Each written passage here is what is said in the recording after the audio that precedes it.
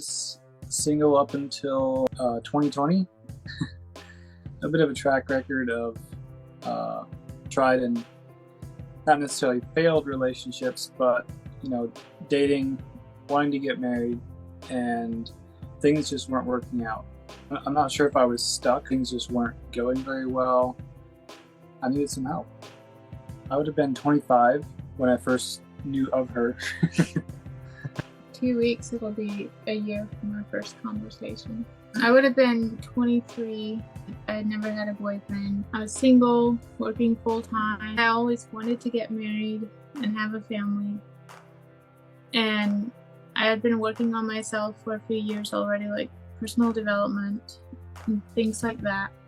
But I still just felt like I had a lack of confidence in relationships.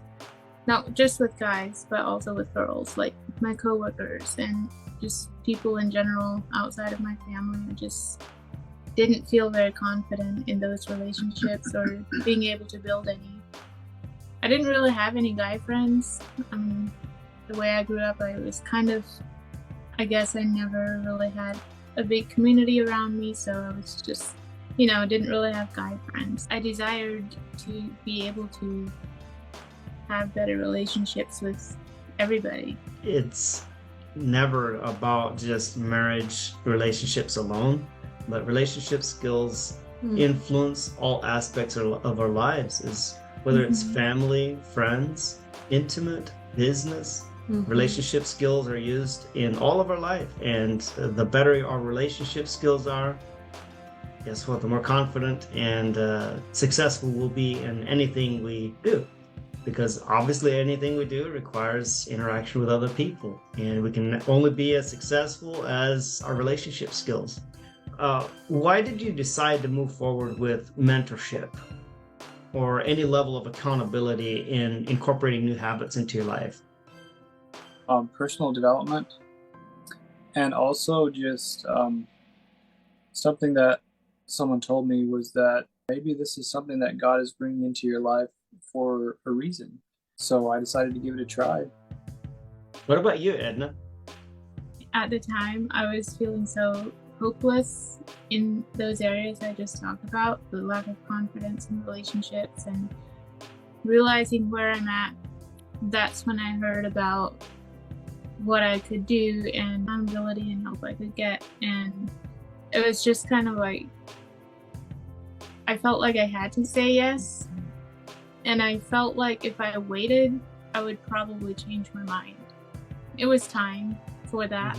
I did not know that about you, but how true it is, how we talk ourselves out of our very own breakthrough. A lot of people disdain or disregard what they call emotional decisions, considering emotional decisions as risky or bad. In doing so, they stuff their emotions and they return to their logical mindset, but then they disregard their heart in the process and they stay where they are. Our goal is to lift the veil to where people can make an emotional decision, and in doing so, you tap into something that defies logic, and you tap into the supernatural and the spiritual, and you connect with your soul, the deepest self of you that often gets pushed aside by the logical mind. And so emotional decisions are actually good. We want to embrace them as that's our heart speaking what it really, really wants and needs. So I just want to honor you guys in that, for making an emotional decision while the window of opportunity opened up. So I'm very proud of you for coming to this so early on in your life. A lot of people wait until they're in their 30s or 40s, and then they're almost like, oh no, what happened? Where did I miss the turn, right? That was us. Yeah. And you guys took action. What precisely did you guys do to meet each other? We met in the community of other singles, and we were all learning the same things and following instructions and doing the homework, and we met through doing that. Did you practice with each other?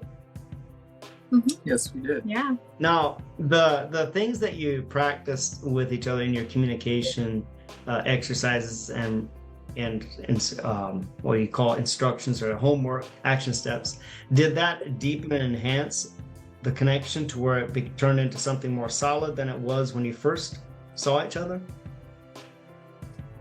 I would say so.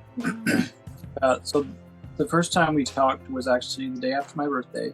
And with following the instructions, practicing communication skills with each other actually helped us get to a place where we got to know each other very well, talking about important things and, our life dreams and goals and things like that got us to on a fast track to get to know each other really fast, to where we started to see, be interested and see there was similarities in the things that we want. So that was very good for us in helping us to discover each other and in the process also discover more of ourselves. About how you knew that you were the right ones for each other. It was almost scary how much we had in common. One of the biggest things was the things that we were passionate about and felt like was our calling, our mission in life. Those things were very much lined up, and it was actually so identical that, like, the first time she shared it with me, it made me cry because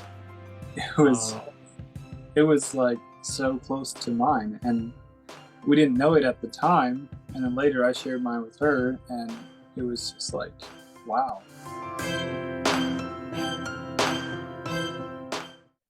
You decided to see each other in person very quickly after that. So we first called December 15th, 2022. Then I went to see her in person for the first time.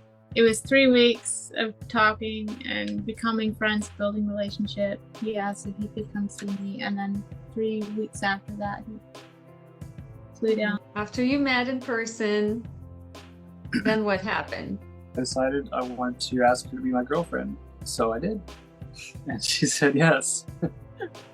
He flew down like Friday afternoon, and then Saturday morning was when he asked me to be his girlfriend. So you didn't have to meet in person for too long to know that, okay, that's the person I want to be with. Right. Yeah. I guess so. Crazy. How many people can say that, huh? I flew to Michigan to meet him and his family. Did you get engaged then too? Yeah, it was that weekend.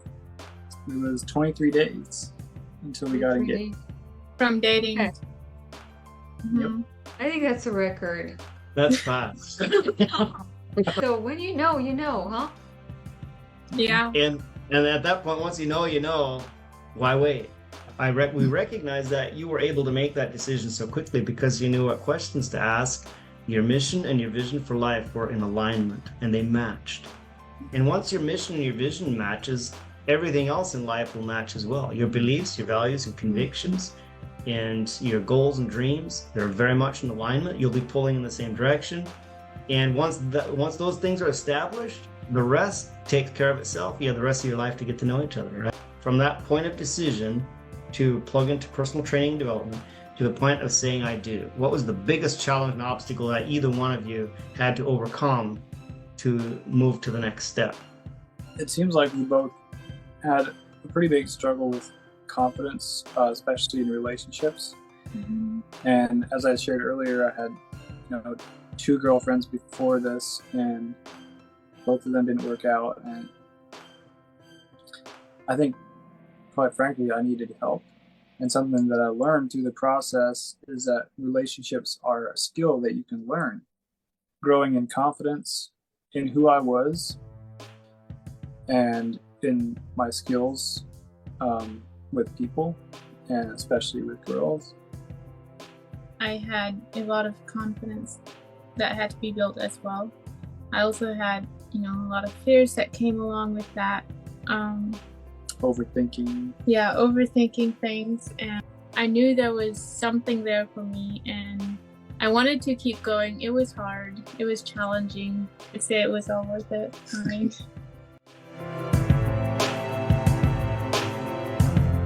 You have to push yourself out of your comfort zone, and you have to be teachable, and you have to be willing to learn the things that you need to know, learn the things that you don't know, in order to build the skills and relationship skills and get out there and make friends.